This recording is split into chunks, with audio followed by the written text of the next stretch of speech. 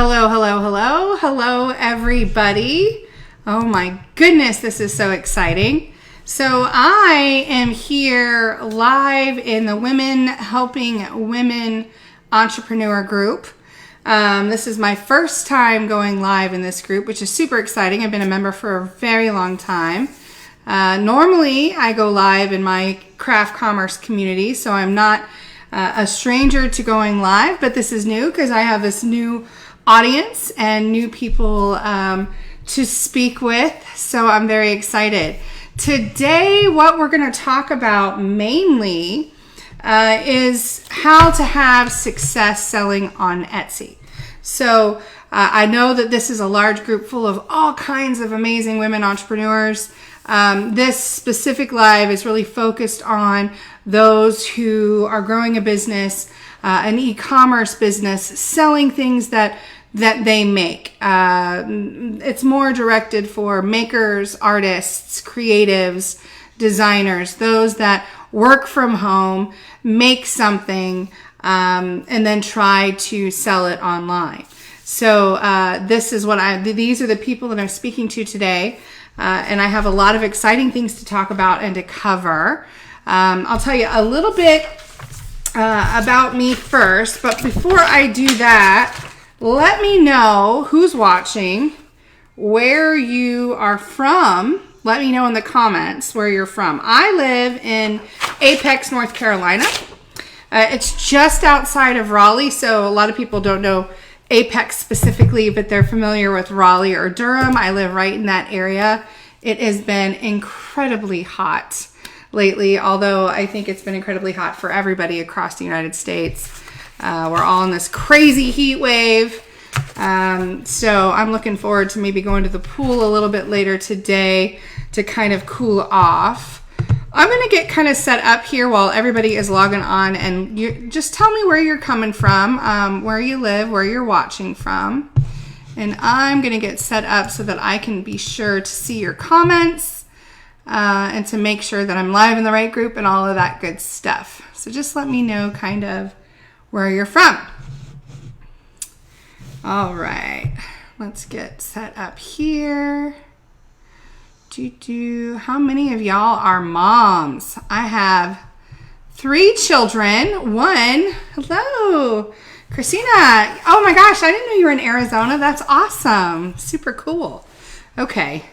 So I have 3 children. One is, I shouldn't call him a child. He's 24, so he's not really a child any longer. Still my child though. And then I have a 7-year-old and a 10-year-old. My 7-year-old is about to turn 8. And then I have a 10-year-old. They are in school in the air conditioning right now, but I think they're going to be excited about going to the pool later.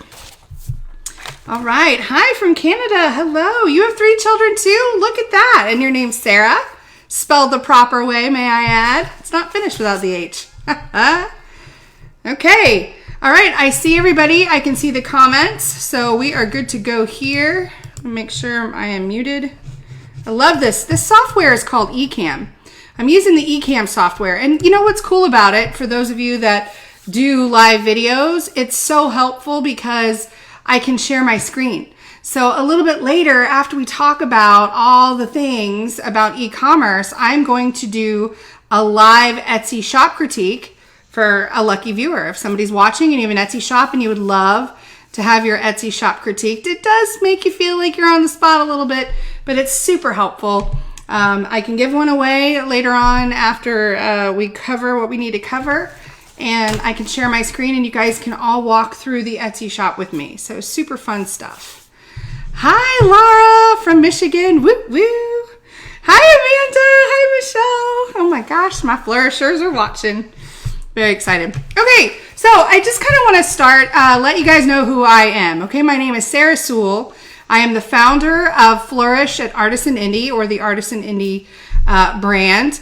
Basically, what I do is I teach makers, designers, creatives how to flourish in an online environment. I have over 25 years of experience in sales and marketing, mainly retail and e-commerce. I opened my own Etsy shop in 2008. By 2010, I had earned just over $100,000. By 2014, I made just under $1 million selling on Etsy, Amazon, and my own website with my handmade business. In 2015, I founded the Flourish community, the Flourish Craft Commerce community, where we teach people, myself and other experts in the commerce industry, we teach makers, small business owners, how to grow their own business in the online environment. By 2016, I was hosting conferences across the United States, bringing crafters and experts together to form strategies on how to take their businesses to the next level. We just actually had our conference this year. It was in Brooklyn, New York. Last year was Vegas. The year before that, Asheville. The year before that, Atlanta. We try to sprinkle them across the United States so that we can reach different pockets of people instead of having everybody come to us. And now I am an international e-commerce and craft commerce speaker and educator.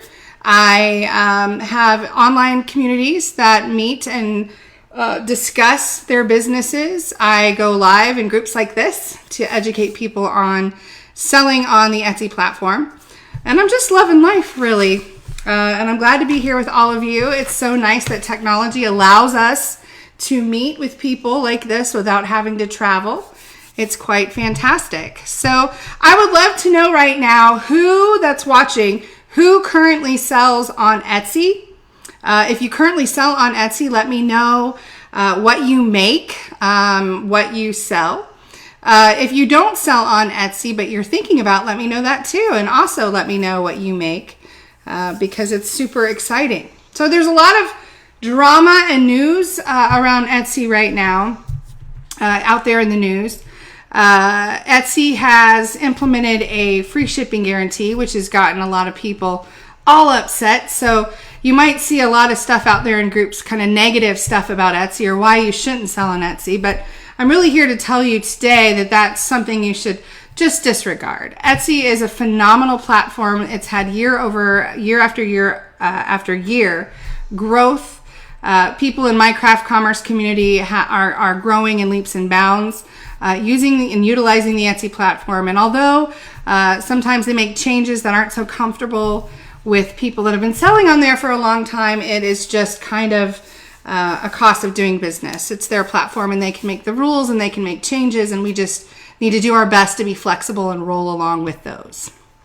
Hi, Joanna. You sell paintings and drawings. Awesome. High five. That is great. Hi, Kelly. Kelly, what do you sell? She's my flourisher. I have some flourishers on here. I'm very excited.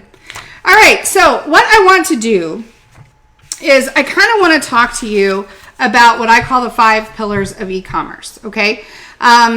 Basically what the backbone of my teaching and of what I do to train people to have success selling online is I really walk them through the shopper's experience. And so that is key. You'll find there's a lot of coaches and consultants out there. There's a lot of business strategists, online marketing strategists, and they love to talk about data, and they love to talk about strategy, and they love to talk about building businesses on the back end. So my approach is a little bit different. Those things are all very important, but I think the most important thing is the shopper's experience. Basically, from the moment they log onto their computer until they unwrap their package in the mail, that whole experience is key to having success in selling online. SEO, of course, matters. We're going to talk about that. Web design matters. We're going to talk about that a little bit. But nothing matters more than the customer's experience while they're in your shop. Hand-stamped mommy jewelry. Yes. Awesome. Super cool. Hi, Stephanie. Yay. Okay. So, my job is to really teach you all the little things. So there's things that people don't really pay much attention to when they're building a website or when they're loading their products on an Etsy or an Amazon platform. And it's those little details that when you forget about them, it makes everything feel kind of clunky. It frustrates buyers and visitors when they're online searching through your shop. And so those things we're going to really kind of discuss on how you can improve those things to make your shop look and feel better. The 5 pillars of e-commerce that I really discuss, it's all about feelings and emotions. So you're not going to hear that a lot when you talk to most business coaches. But the feelings and the emotions are key. It is the key thing for your person, your viewer, your visitor, your shopper, your customer, your client to experience. Because all sales really is a transference of feeling from one person to the next. That's really all that it is. If you can get your customer, your viewer, your visitor excited about being in your shop, excited about looking at your product, reading your story, you're sure to get a customer from that, or a referral even from that. So that's kind of what we're going to talk about today. The 5 pillars, I'm going to run over them really quick, and then we'll discuss them a little bit more in detail. The first is target audience. Target market, target audience. You probably hear them around. Some people say market, some people say audience. But these are the people that specifically are going to buy from you. They're the people that are going to be specifically interested in your brand. The people that are going to stop on your ads when they're scrolling through Facebook. The people that are going to save your pictures to their Pinterest boards or share your posts on social media. These people are the key to you building your business. Now, people that have been in business for a long time, you know this. I tend to work with a lot of people that are just starting out, people that aren't really even sure what a target market means or what a target audience means. I work with clients that say to me, well, I make jewelry, so I can sell to anybody, right? Like anybody can buy jewelry. I mean, my demographic, I guess, would be women, although men wear jewelry too. So I don't really want to get too targeted because, I don't want to say no to anyone. I want everybody to buy from me. Well, let me tell you why that is the wrong way to think, because it's just simply not true. Just because most women wear jewelry doesn't mean that most women wear your type of jewelry. For example, if you are a fine gold jewelry seller, let's say that you make and sell gold jewelry, you could say, well, my target market is anyone between 20 and 60, a woman, maybe somebody with somewhat of disposable income because gold's expensive. And I would tell you, well, that would be me. You would be talking about me. I am between 20 and 60. I am a woman. I have disposable income, right? But I don't wear gold jewelry. Nope, I do not. I don't like yellow gold. I think that it's not very nice on my complexion. I wear silver or white gold or platinum. So I would not be your target market, which means if you were advertising to me on social media, if you were writing your copy, your text and your listing descriptions for someone who likes yellow gold jewelry, I would not be interested in looking at your ads, sharing your ads, clicking on your links, or going to your website.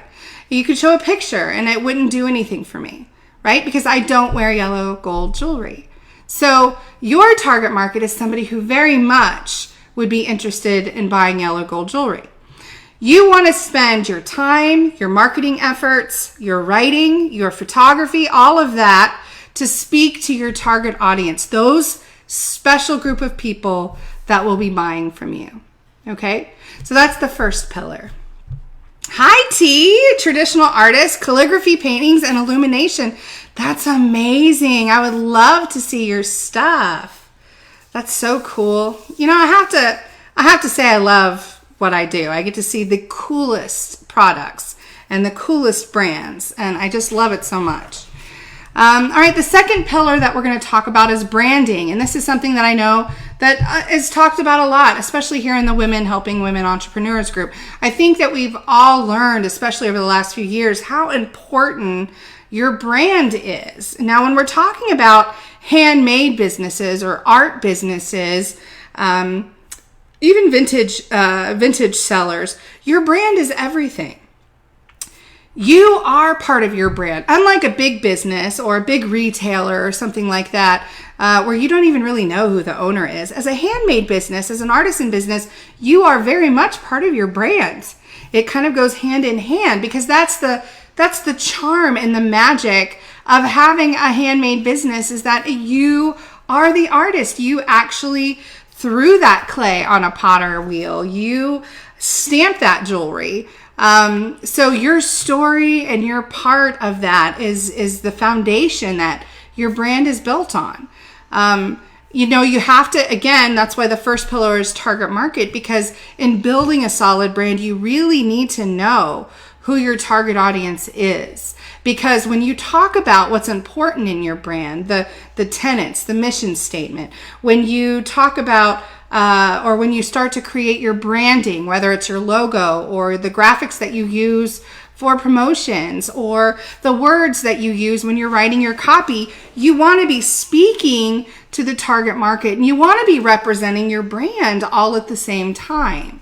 So you'll see a lot of sellers on Etsy, and you don't even know what their brand is. They don't have a banner, or their shop name is different than the words that you see in their banner. Or you might see them on social media and it's a completely different picture, or a visual, or a font than they're using in an Etsy shop. And so what happens is they have no brand consistency. There's no way for them to develop any kind of brand recognition because they're not focused on building a brand. And a lot of clients that I work with, they say, well, I'm not really a brand, right? I just sew. Like, I sew. While my kids nap, I am at my sewing machine sewing.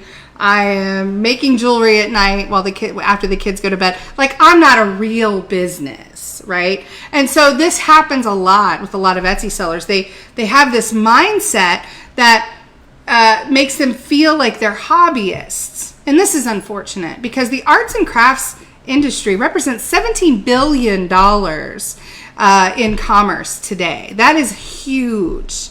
Arts and crafts sellers are not just hobbyists. You're not just crafters. You are legitimate business owners. If you're making a product, you're listing it online to sell it, you're a business owner. You're a brand. So it's important to kind of change that mindset from I'm a starving artist to I am building a handmade empire. I am building an artisan empire. And I think that, we talk about the 5 pillars, but the mindset goes through all of that. So how you think of yourself really does matter. So when you're thinking about building a brand, you really need to see yourself elevated. See yourself where you want to go. See what you want to represent to the public and build on that. Awesome. Thank you, T, for sharing that. I will for sure check that out. Super excited. All right. The next, and I wanted to give an example too, in branding. So like some of you say, well, what do you mean? Like, can I just, if I'm building a brand and I'm developing my branding, can I just pick a name, like let's say Sarah Sewell Designs, or let's say Donna's Handmade Creations, or something like that, and just throw a name up there and I'm good to go. That's not really what you want to do. Again, you have to look at your target market. You have to see what they like, what they're interested in. You want to build your brand and create your branding based on what they think and what they want and what's going to attract them. If you are selling boho, chic, rustic, home decor, or apparel, you're not going to want to create a branding that is black and white and gold. Do you see what I mean? Like, you're going to really want more of a rustic boho feel in your branding. And when you're building your brand, the words that you're using and the visuals and the graphics that you use need to support that, if that makes sense. The next pillar that we talk about a lot is product photography. It's funny because when I speak at events, or I teach, or I'm at my conferences, the one thing that I am asked the most is if you could pick one thing, right? Don't you hate that? When people ask you, if you could just pick one thing, because it's always so much more than just one thing. But if you could pick just one thing, what would it be to improve my website or to improve my online business? And, to have to pick one thing, I would absolutely 100% say it would be photography. And those of you that make things think, oh, well, you know, I don't need a photographer because I'm a crafter and I just sew something and I put it on my counter and I take a picture of it and that's that. I sell on Etsy. I'm an Etsy seller, right? No. The point of you putting it online and listing it is to sell it. And if you want to sell it, you want to sell as many as possible, I would assume. You want to grow a business. You want to make money. So in order to do that, you need to represent your products and your brand professionally. It doesn't matter if you're an arts and crafts business or if you feel like you're a hobbyist, a crocheter, a painter. You are a professional business. You need to have your business represented beautifully. I would like to show you some examples of photos if you guys are good. Hi, Joanna. Hello. Hi, Suzanne. Hello. Thanks for joining me today. This is exciting. I've never been here before. Very excited about it. All right. Let me show you some examples, okay? Actually, and if you're like curious why I have tents behind me, that might be a good question to answer. My Flourish Craft Commerce community. It's a Facebook group where I teach arts and crafts people how to build a brand, right? How to grow a business on Etsy.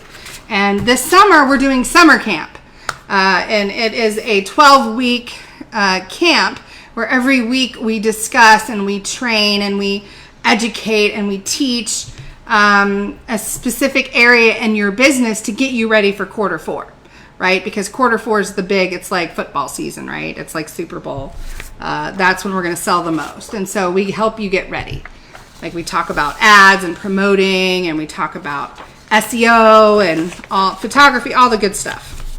So that's the theme of summer camp. So I have a tent background here.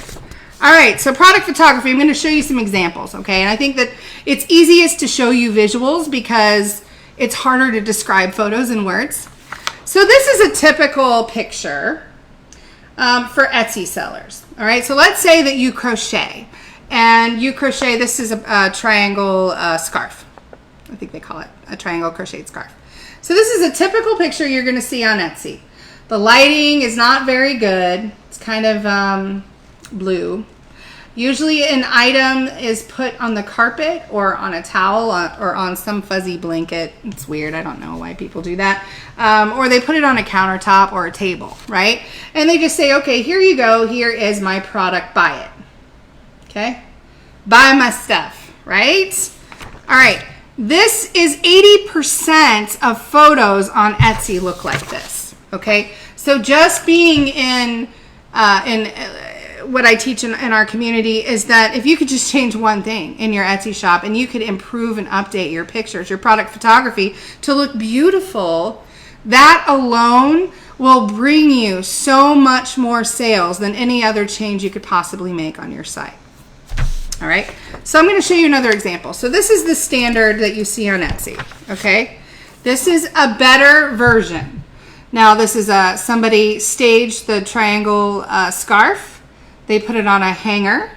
They kind of put the hanger off to the side. They have a nice soft white background. All right. Now tell me how does your feeling change between this and this?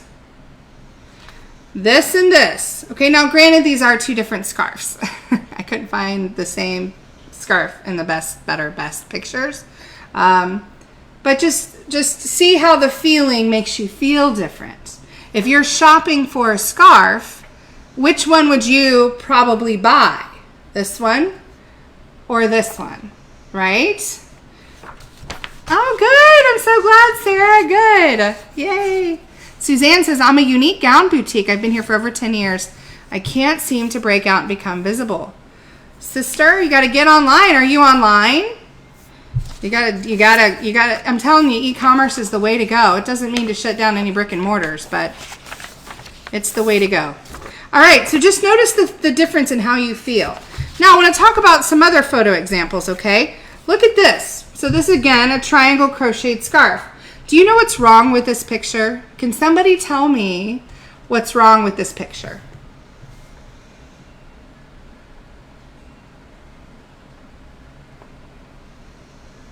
The pink. Suzanne likes the pink better. Yes, it's so much nicer. All right. So this picture right here, it's on a beautiful model. They're doing the right things as far as the modeled photography, right? It's on a model. It's not showing the model's face, so you don't have to focus on the face. It's focusing on the scarf. It's nice and centered. It's really beautiful. It's a beautiful scarf, right? What's wrong with this picture? If you were going to wear this scarf, do you think you would wear it during the middle of the summer? Probably not. Have you noticed? Do you notice the bright green bushes in the background? Yes, Stephanie, sunny day. Right. The no face and no hands is okay. It's no problem there. They want to focus on the scarf. Look how sunny it is. And look how green the bushes are.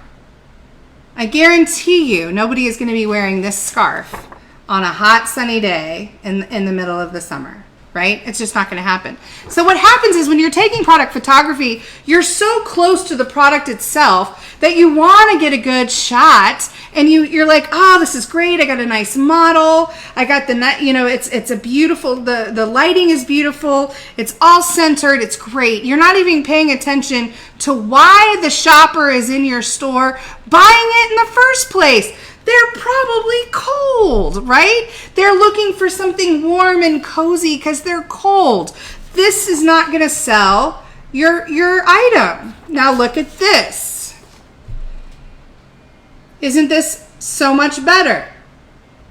So you see a lady, she's walking, she's all cozy, she's wearing a cardigan. It still has beautiful lighting, but you can see it's winter outside. There's hardly any greenery. The trees are bare, and she just looks all nice and cozy, right? So you tell me, if I had this online versus this, which one are you going to buy? Right? You're going to buy this one. So you have to think about these things. And what happens is we're makers, we're crafters, we're paper crafters, or we're designers. We make stationery, or we paint pottery, or we make jewelry, or we crochet. We're not photographers, right? So it's hard for us to think of things like that. But if you walk through your shop and you look at your photos and you think about it through the eyes of your target market, somebody who wants to buy a nice triangle crocheted scarf because they're cold and they want to be warm and fashionable at the same time on a cool fall or winter day. You have to look at it that way. Now, there's lots of ways, and these are things that I teach in my community. When it comes to photography, there are free ways to go about it.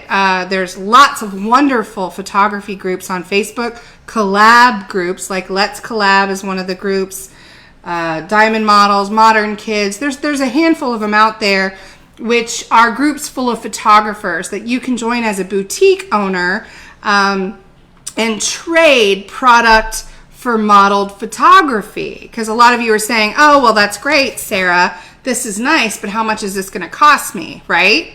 So you can actually get a picture just like this for free. Well, it wouldn't necessarily be free because you'd be having to give them this scarf. You'd have to make it and send it out. But there are lots of sites that do that. If you're in my community, we have product photographers that do phenomenal work, both flat lays and modeled shots for a very affordable price. Or locally, reach out. Maybe even in your family or your friends, you'll know photographers, people that maybe you can buy a pizza, have them come over, buy them a pizza and some beer, and let them do a photo shoot for you. There's lots of different options. You just have to you have to get the ball rolling to determine, hey, is this important enough to you to really make your product stand out online? If 80% of Etsy sellers have photos like this, and your Etsy shop has a photo like this, who is going to get the most sales, right? You have to think about it. I'm going to show you some other examples. I'm not sure how much time I'm allowed actually to be live, but I shouldn't be much longer than like 20 minutes or so. Okay, so look at this. This is, a lot of people do toys. They do wooden toys, painted toys, children's toys. This is a common picture on Etsy for a wooden toy. And it's not very good lighting. They have it on like a burlappy canvas kind of fabric. And this is a common picture. Okay, I'm a woodworker. I make wood toys and I paint them. And then I just, throw them down and take a picture and put them online, and I'm going to sit here and wait for them to sell. No, that's not what you want to do. Look at this picture. This is the kind of picture that you want, or this, even better. How does this make you feel? How does this picture make you feel? Now, look at this. Okay, this, or maybe I have it upside down, versus this. Do you see how much a picture, how much feeling and emotion a picture of a product can make you feel? How much of a difference? Like, do you even have kids and still want to buy this right now? Right? Like, look at the cute little chubby hands. Maybe I'm a mom, but that like totally pulls my heartstrings. That's what you want. Look at this. Look at that. Happy mom. Now, this is not really how it usually happens, is it, moms out there? Like, usually you're like, pick up your toys, or like, in a minute. But this is the feeling that you want to have when you're buying toys. You're imagining playing with your little one, right? In a nice, clean space, right?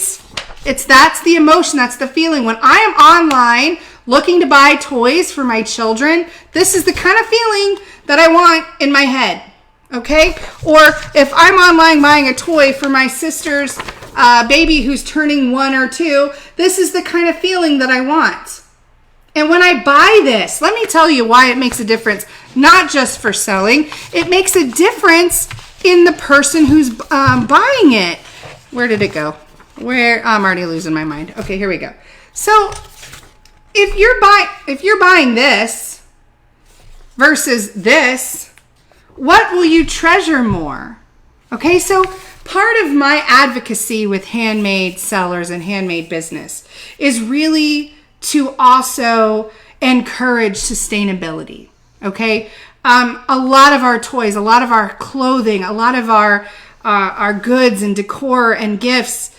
In years past, it's been a disposable society out there. You buy a toy for your kid and it breaks in a day. It's crap. It's plastic. It's junk. A lot of the decor pieces you get at Walmart or you go out and get at Home Goods, they're junk, y'all. Like junk, And why do we not care about the things that we buy anymore? I mean, why has it become, and I'm not getting political, but I'm just saying, why has it become the way that it is? Handmade sellers, people out there painting, people out there making, people out there sewing and knitting and crocheting. They're making products with love, with care, with quality materials. And so if they sell it looking like this, versus this, the person who's going to buy it isn't going to take care of something that looks like this as much as they would if it looked like this, right? You're training your buyers right from the get-go to appreciate something artisan made, to appreciate something handmade. And whether they're buying it for themselves or buying it as a gift, they're going to take more care with it. It's going to mean more. It then kind of becomes a keepsake versus something they can just go get at the dollar store. Do you see what I mean? Okay. Very big difference in feel. Julie says, Sarah, Flourish has been so amazing for my business. The 5 pillars are so important for all the other subjects you and the rest of the expert teach is priceless. Thank you, Julie. Woo, woo. Team Flourish. Yes. Okay, you want to see some more? Is this fun? Is everybody having a good time? Okay, here we go. There are a lot on Etsy, a lot of t-shirt sellers, t-shirt makers. These are people that They don't make the t-shirts, but they create the designs, and then they print those designs on a Cricut or a Silhouette, or with vinyl, or they have a sublimation printer, and then they put the t-shirt through their sublimation printer and print a design on it, right? So this is very common. You see that on Etsy, you see it on Shopify, you see it, on Amazon. It's a big business. I have a group within my Flourish community just for six-figure sellers. These are a couple hundred people that are making, $200,000, $300,000, $400,000 a year selling their handmade products. Well, a lot of them do t-shirts or vinyl embellished things. So this is a good example of your standard run-of-the-mill t-shirt picture you're going to see on Etsy. Okay?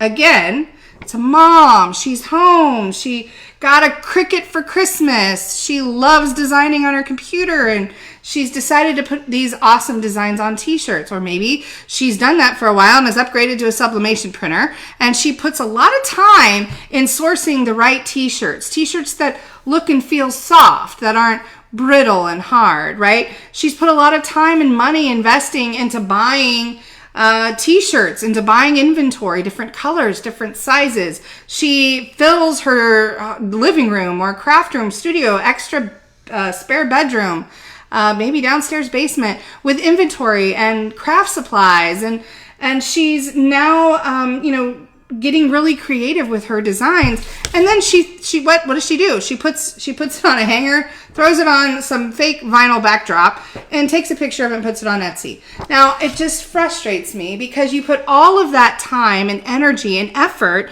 into creating this business, into creating this hobby, only to take a picture of it like this and throw it online. This is not going to sell many t-shirts, okay? And again, 80% of Etsy sellers have photos like this. Please tell me this is the exact same shirt. All right, look at this. And then look at this. All right? Which t-shirt are you more apt to buy? This one or this one?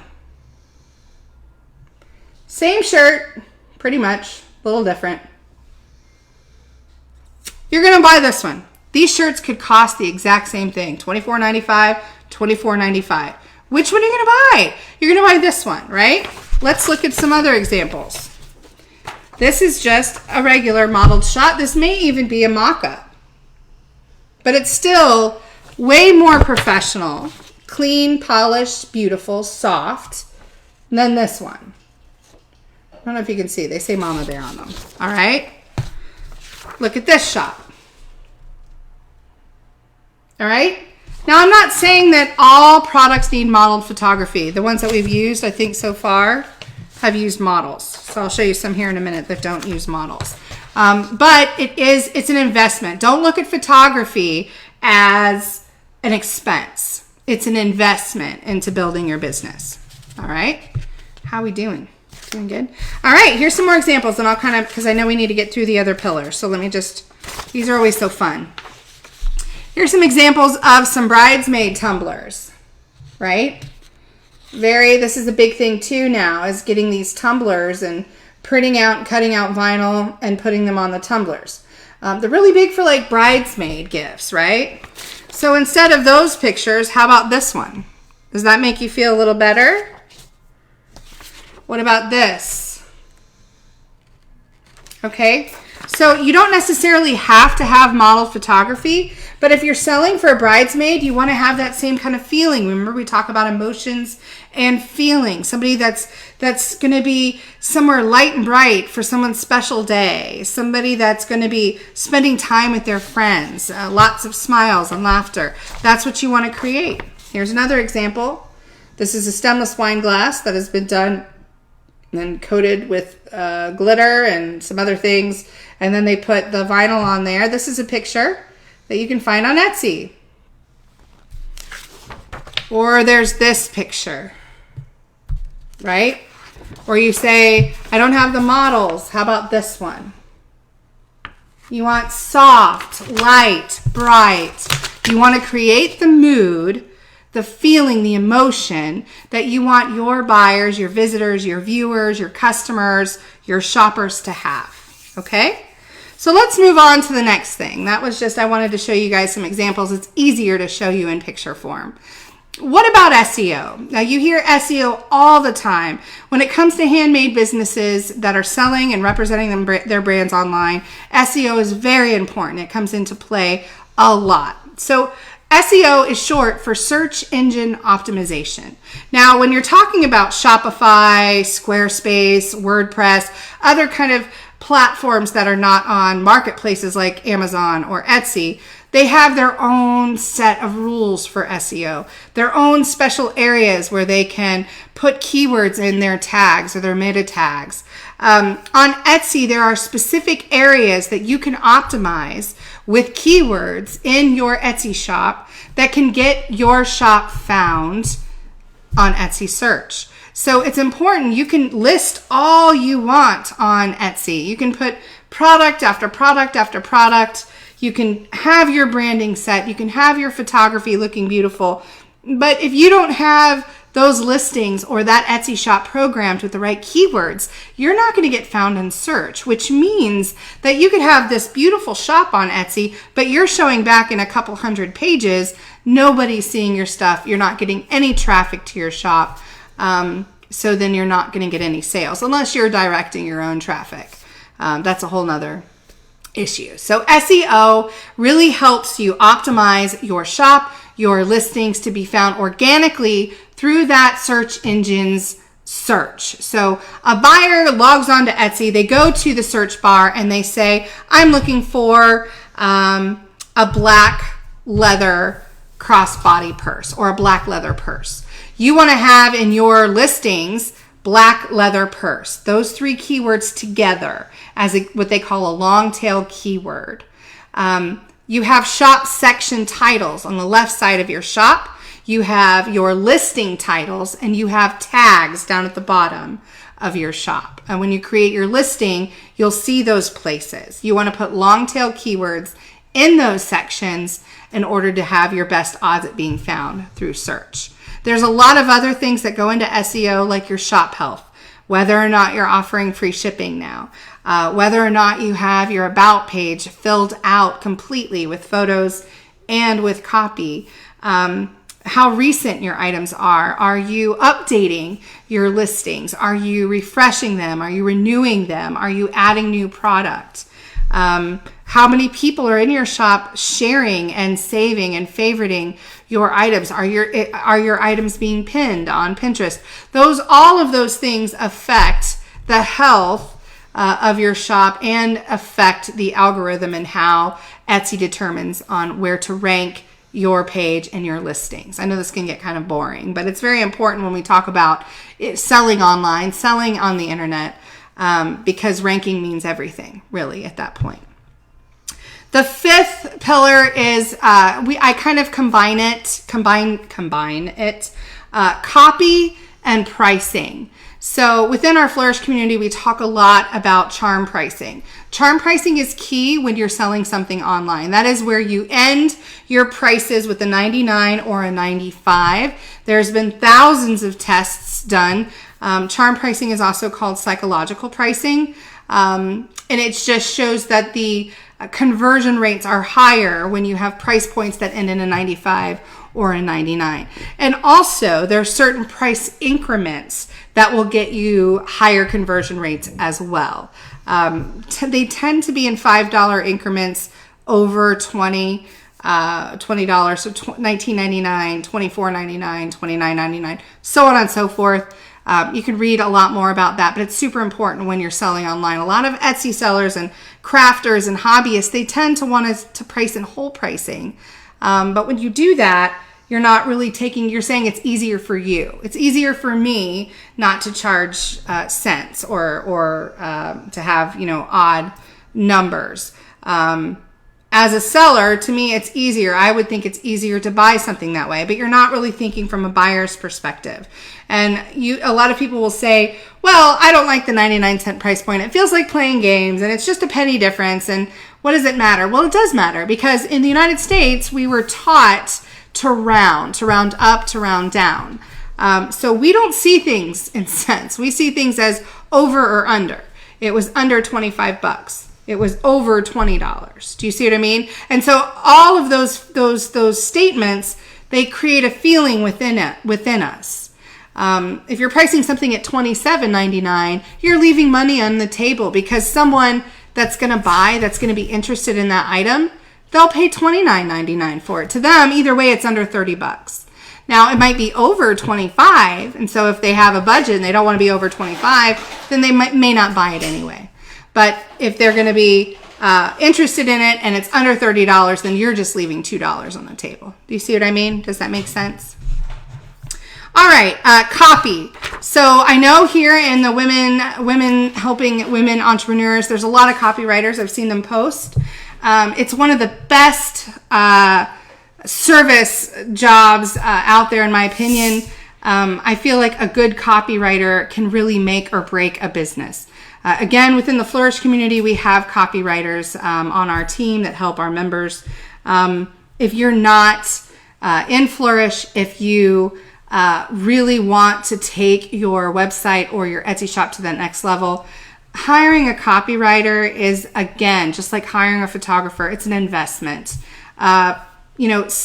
What copy is, when you hear copy, it's any text that's on a website or a brochure or a pamphlet or in a marketplace on any kind of marketing materials, business cards. Its purpose is to sell something. So it's funny because some Etsy sellers, they'll just say like, it's a large t-shirt, it's white, cotton poly blend, and they're done, right?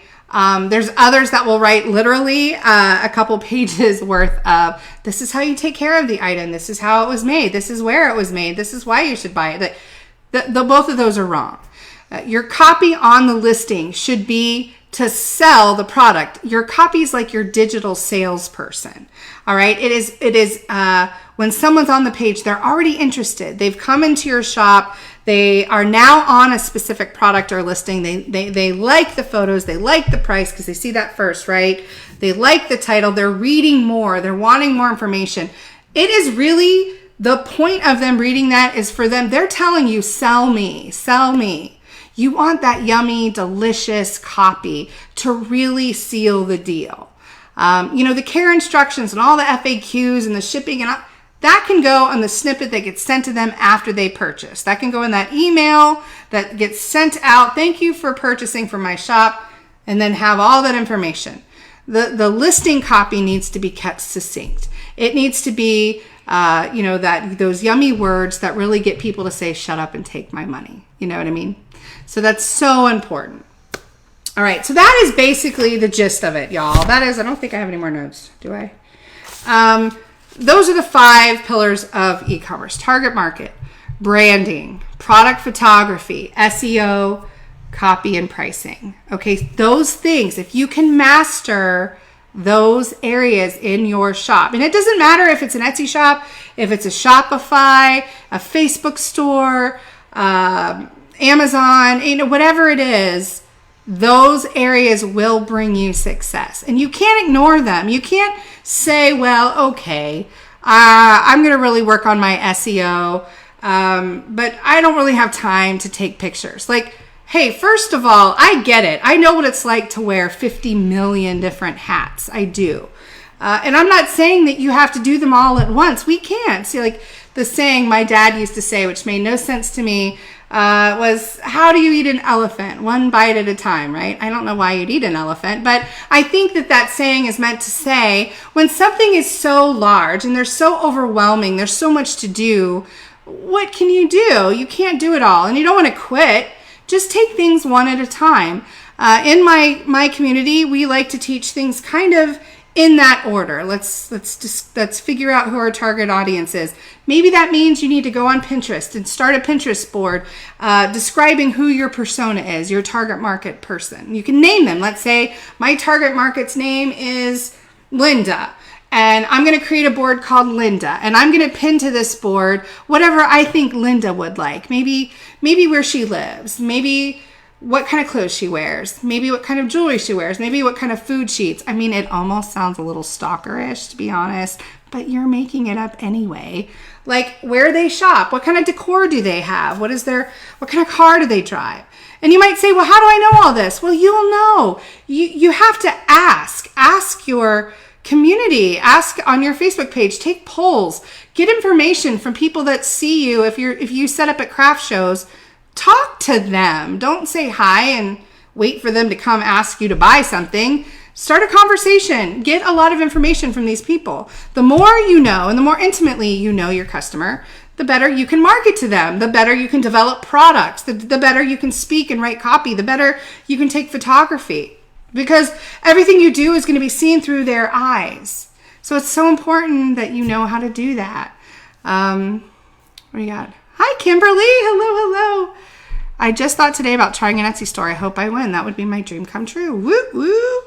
Copy helps evoke a feeling and makes them say, I need this. Yes, absolutely, Julie. All right.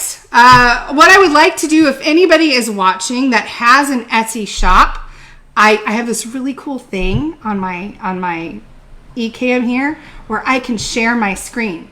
So somebody give me an Etsy link and I will critique it right here live. I mean, you have to be okay with it being in front of everybody. But I'm super nice. Like, I'm not mean. I might be a little blunt, but I'm not mean.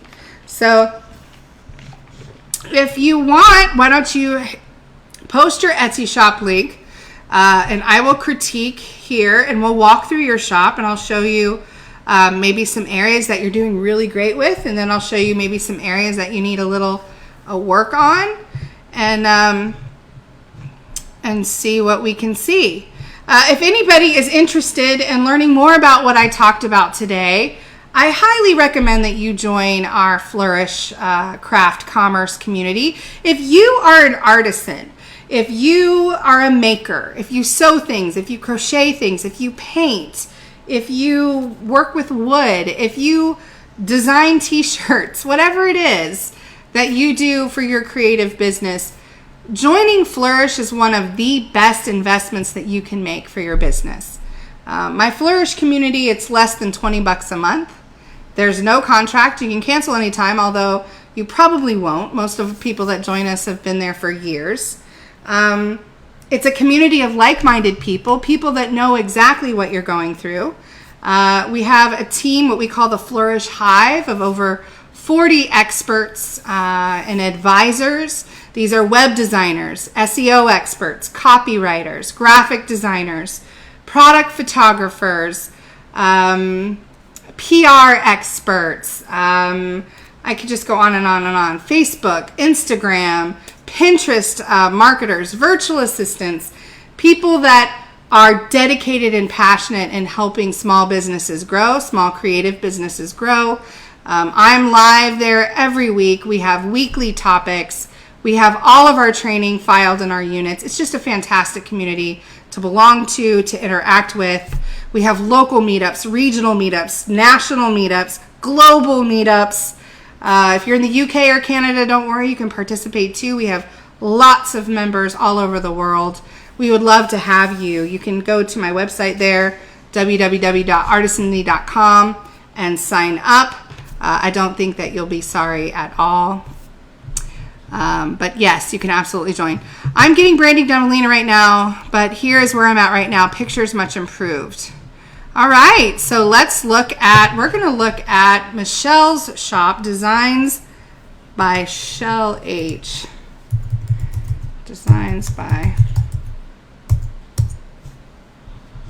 let's see.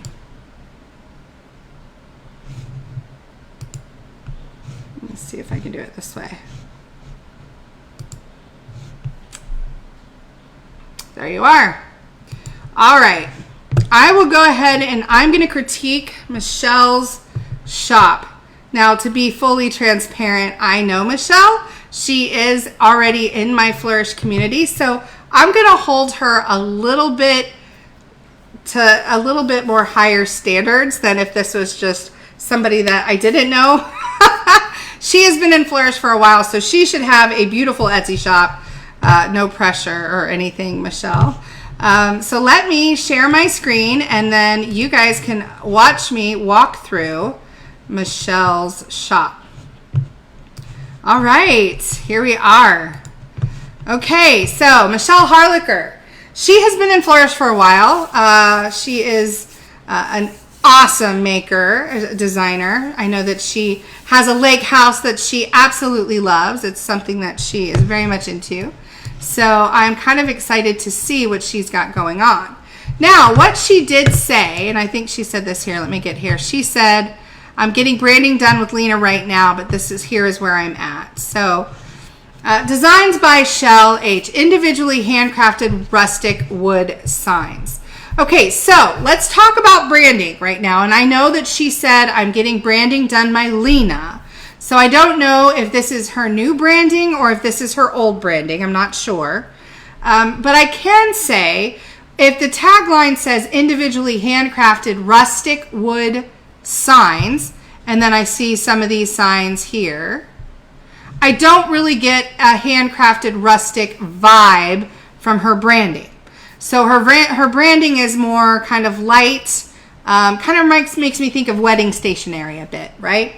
So there's a little bit of a disconnect between her branding and what she does. Now, she said on the comment thread that she's getting branding done. So this may be her older branding, or this may be a placeholder, because she's going to want to have definitely more of a connection with that person that's wanting to decorate their cabin or their barn or their farmhouse decor in their house. Something that isn't so bright and feminine, I would say. All right, if you look here, under Designs by Shell, let me get my cursor lined up. You see this line right here? So this line, Etsy calls this line a shop title. That's what they call it.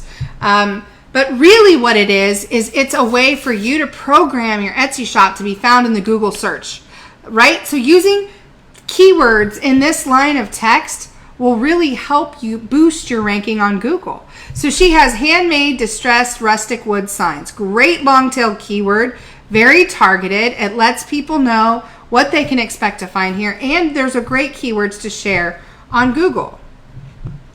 Now, she has the Etsy Plus layout. The Etsy Plus layout is something new that Etsy offered, I think, in November of last year. It is $10 a month. It gives you a couple of different features like a carousel banner. It gives you this nice 5-photo layout here that you see with the big picture and then the 4 smaller pictures beside it, which is super awesome. What you want to showcase in this spot is anything that you would, if you had a regular physical shop, this would be something that maybe you would put in the window, right? Kind of like your window display. I want you to think of your online, and this goes for if you have a website or anything, anywhere that you're located online, any of your featured items would be, I want you to think of it as your window display. So these items should change. They should be seasonally appropriate, holiday appropriate.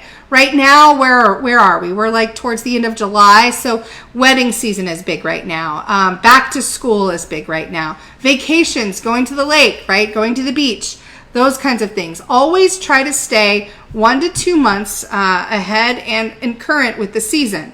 Okay, so this looks good. She has golf forecast, sunny, so this is good. She has a lake forecast, that's good. She has beach forecast, awesome. So she's doing a great job with her featured items. She has, it looks like 19 items in her shop. So what I want you to do, if you're a newer Etsy shop, you really want to have about 24-ish items in your shop. Mid-20s is what you want to kind of shoot for. Anything less than that, it's like you're just opening, which she may be, let's see, no, she's not. What if you went into a physical store and they only had a shelf or 2 of merchandise? You might be a little wary, right? You might be like, oh, is the shop going out of business? You know, kind of what's going on. It would feel off. The same with an online shop. When we look at online shops and when I critique websites and when I critique Etsy shops, I charge $95 to go through these critiques with people. When we look at these, I want you to think of them almost as if you had that physical store. So like your banner, your top cover photo, that's like the sign above your door. The featured items, that's like the items that would be in your window. Now, the items that you have in your store, they need to be well organized in sections, and you want to have a decent amount of items. Like I say, new shops are really good in the mid-20s. You really want to shoot between 20 and 40, within your first 6 months. You want to always try to up that. Try to get between, 80 and 100 if you can within your first year.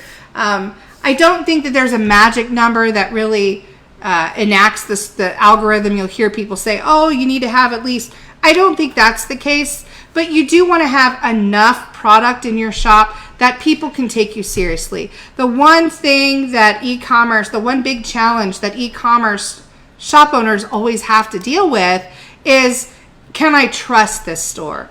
If I give them my money, will they give me the product? And one of the ways that you can develop and build trust is having a nice full shop. It doesn't make you look like a run of the night, or what's that saying? I can't think of it. Like you're going to run out in the middle of the night kind of thing. So you want to have a decent amount here. If you look at her section titles, these are very important. Not just for organization, it's good for optimization. So Etsy they give priority to these names right here when they're determining how to rank you in search. So she has summer signs, Christmas signs, personalized signs. Those are nice targeted keywords. She could perhaps go a little further and say summer wood signs or wooden signs if she has enough character space. I think she has like 24 characters she can use in this space. So just think about that when you're titling your items. We're going to go down and look at her about page. Her about section is very important. A lot of people, they kind of shrug off the about section. Don't do that. One of the strengths that you have, the magic, the charm that you have in being a handmade business is that you have this wonderful story. Like, how did you learn how to make signs, And see, showing this picture, look at this beautiful picture.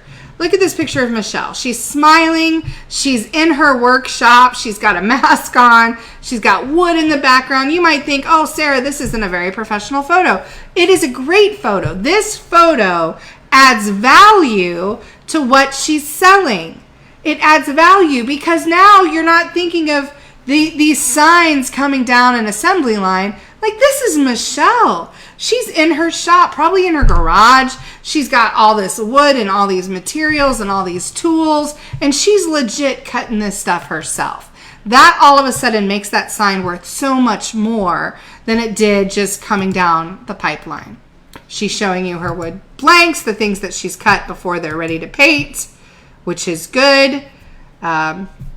She's showing where she signs her pieces. She's showing her family. Super important. Another thing that really sells handmade business and lets people want to support small businesses is that they have families, that they're really supporting businesses that are raising families and not big commerce and big businesses, right? Excellent. Here around the web, she's sharing her social media sites, which is super important, the big three, Instagram, Facebook, and Pinterest. Now, going back into her shop, you can tell that she's using charm pricing. She's pricing with the 95-cent price point. She's also using the right price increments that we teach in Flourish. She does have the free shipping enacted. Now, it looks to me like she's actually doing free shipping and not the free shipping guarantee, which we learned that the free shipping guarantee is now if they buy anything over $35, they get it free. It looks like she just has free shipping across the board. I believe if you had the free shipping guarantee, it would say free shipping eligible. So her photos are not bad. They could be better.